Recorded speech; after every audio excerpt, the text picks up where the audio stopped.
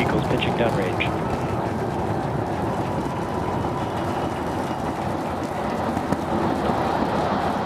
Booster chamber pressure is nominal.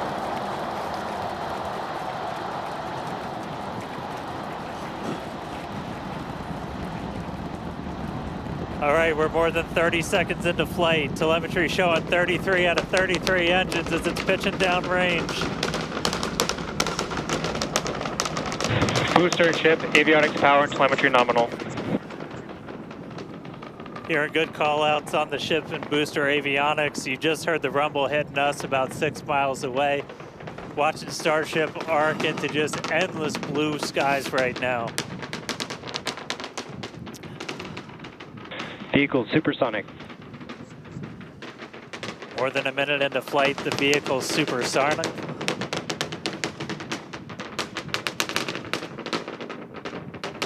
Max Q. So we just passed through max Q. That's the greatest stress the vehicle's going to experience on the way uphill. Reminder that all of our teams down here on the ground are now looking at systems on the tower. They just did a manual check through. That's going to inform that manual flight director's decision.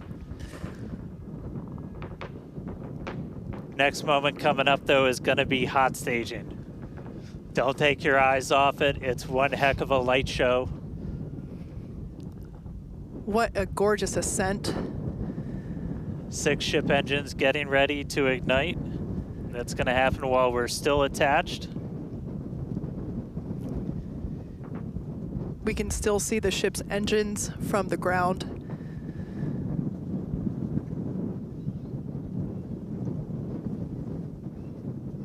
Got a little under 30 seconds away from that. We are hearing good call outs on the tower preparedness from the manual checks. Reminder though, we've still got automated checkouts on the booster and the ship itself. But as of right now, our manual checks and our manual commanding is looking go for a catch. Booster engine cutoff. That is incredible news. We just heard the call out for booster Right, engine MECO. cutoff. Engine startup. Most engines cut off, down to those Stage middle separation. 3. Cruise backburn startup.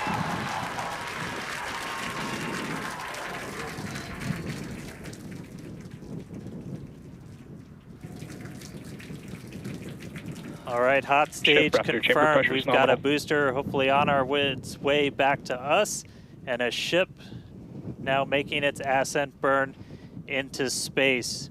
How's it going in Hawthorne, Jesse? It's great over here. You can hear the crowd screaming for every milestone. The booster is now making its way back down to Earth. Looks like we have 12 of those 13 engines ignited. We're using the engines that actually gimbal. We are go for booster return. An excellent call out there. We are go for booster Ship return. avionics, power, and telemetry nominal. There's a lot of criteria that needed to line up to ensure that we could have a Cruise safe backburn shutdown. booster catch, and it sounds like we got the go for that.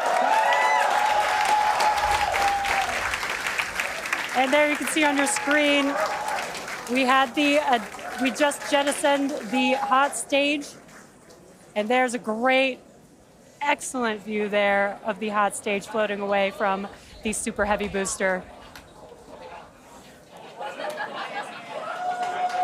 Now we've shut down the engines for that boost back burn. That confirms boost back burn is now complete. That was the first of 2 burns required for the vehicle to make its way back down to Earth. And next coming up will be the landing burn. That's going to be 13 of those center engines igniting again.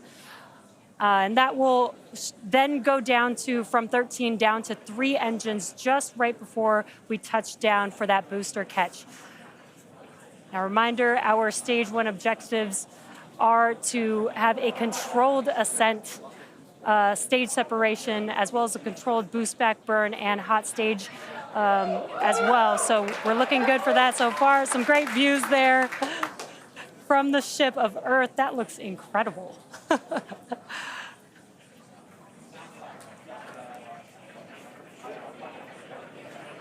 Now, Starship's ship is still firing its engines right now. Starship trajectory nominal. And great call outs. Starship trajectory is nominal. You can follow along the telemetry, the altitude in the bottom left-hand corner for the Super Heavy booster, as well as the bottom right-hand corner for the ship. And these views are just amazing.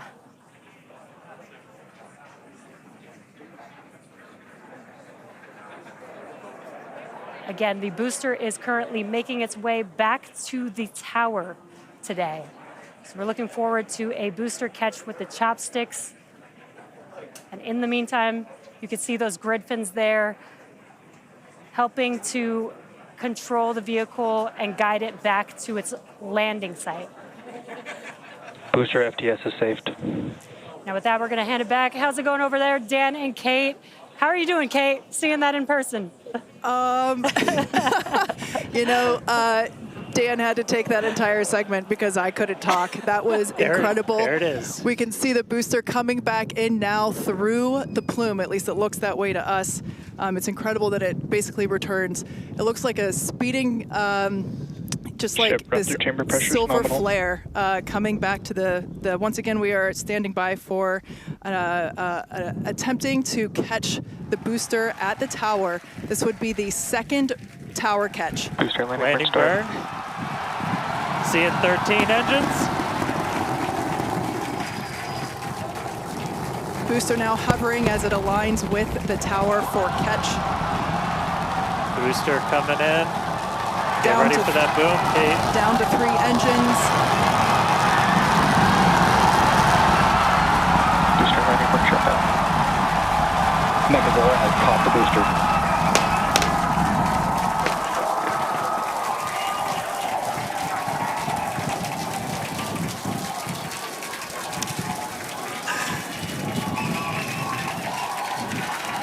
You heard it here. Mechzilla has caught the booster.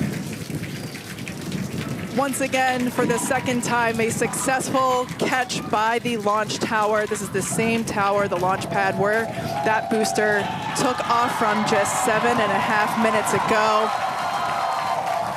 Great view from the chopstick arms, looking at those hypersonic grid fins that steer the booster for that precision landing. It almost looks like it's flapping its wings. Yeah, you can see just how small that catch fetting is, too, on something that's just so massive. That was absolutely insane. Meanwhile, we're not done, but wait, there's more. Booster back, booster on the launch tower in the chopstick arms, but we are waiting to get an update now on the ship. As we were expecting ship engine cutoff about 40 seconds ago. We saw some of those engines start to go out prior to that point. And so right now we are just standing by to try and get the latest word on where we are with ships. So stick with us for just a couple of minutes as we wait to hear some updates. Now, if you just recently joined us, you might want to hit rewind and go back about 9-10 minutes ago to when Starship lifted off from the launch tower that you see there. We had a gorgeous ascent followed by a stage separation where the ship separated from the Super Heavy booster. The booster performed a flip maneuver and returned back to the Gulf Coast here. There you can see it on your screen. Obviously a successful catch back at the launch tower, which is something that we were all hoping to see and really couldn't ask for a more beautiful background with those blue skies and blue water there. As Dan said, we are standing by for an update on the ship that had ignited its engines and started making its way up to space. So standing by for more info on that. But wow, what an experience to see that take off and for that booster to come back. You can see it there up close on your screen to the place that it launched from.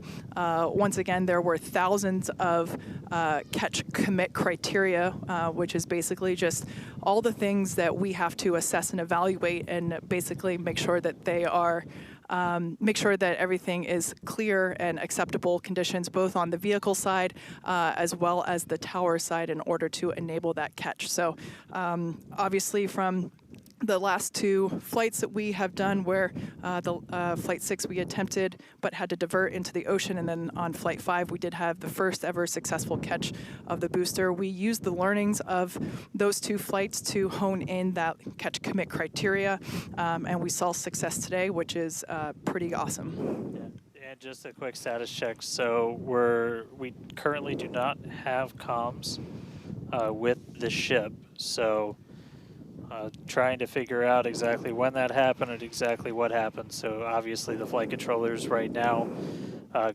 going through their data, looking to make sure it's not anything instrumentation on the ship, but actually try and get us a status. So again, we're gonna keep listening in on this. We'll give you an update as soon as we have a little bit more. So for now, stage 1 back in the tower, waiting to find out a little bit more about stage 2.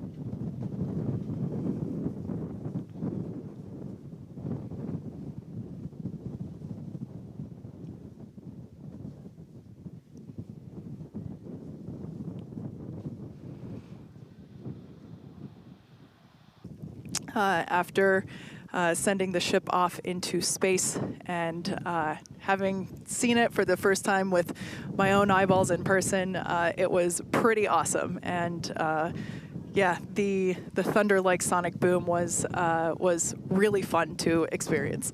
Yeah. So we are getting a little bit more. So we did lose all communications with the ship. So, I mean, that is essentially telling us that we had an anomaly with that upper stage. So we were just coming up to the end of that ascent burn for the ship when we stopped when we started to lose a couple of the engines. We saw those dropping out, and then we did lose telemetry from the ship. So that means we didn't have contact with it. So at this point, we are assuming that the ship has been lost. So this was a brand new vehicle, essentially. This was kind of an upgrade version. So with that, there's a lot of things you're upgrading, but there's a lot of things you're going to learn as all of those systems are now interacting with each other for the first time. But at this point, we did lose the upper stage of the ship. So again, we're gonna listen in and try and figure out a little bit more about what happened. And obviously, we'll do kind of a full breakdown once we get smarter ourselves in the coming hours and days as well. For sure. Now, for those that have recently tuned in, we're now a little over T plus 16 and a half minutes after liftoff. We do believe that we have lost the ship during its ascent phase. It's successfully separated from the Super Heavy booster, but during that ascent phase, a couple of the engines dropped out, and then shortly thereafter, we lost communication with the vehicle. So we are assuming that we have lost the ship, but we are standing by to confirm that, and once we can, we will. But this was a new version of the ship, of Starship, and it was intentionally designed and flown in order to basically test the envelope, as we have done with every one of these test flights, the keyword there being test, and really trying to understand the boundaries and the maximums for the ability of this vehicle to fly and understand where those boundaries are. So we always knew that excitement is guaranteed today, success not guaranteed. And so yeah, we are standing by to see if we can learn more about the status of the ship.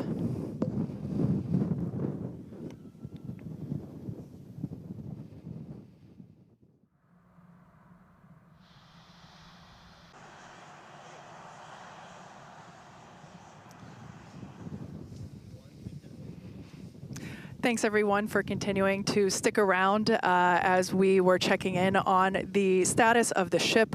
At this point in time, we can confirm that we did lose the ship. However, Starship, the total vehicle, did have an on-time liftoff at 4:37 p.m. Central Time from the launch pad just behind us at Starbase Texas. Gorgeous ascent and successful stage separation. The booster pushed the ship off, and the ship disconnected during that stage separation. The booster came back for a successful, the second ever booster catch at the launch tower, which was pretty incredible to see. Yeah, it was great to see the booster come down, but we are obviously bummed out about ship. It looked like we lost contact with it a little under 8.5 minutes into flight. That's roughly when you start to get to that main engine cutoff. We obviously need to go through all the data. It's going to take some time. In the next hours, days, we're going to figure out exactly what happened, come back, fly the next one, get even farther.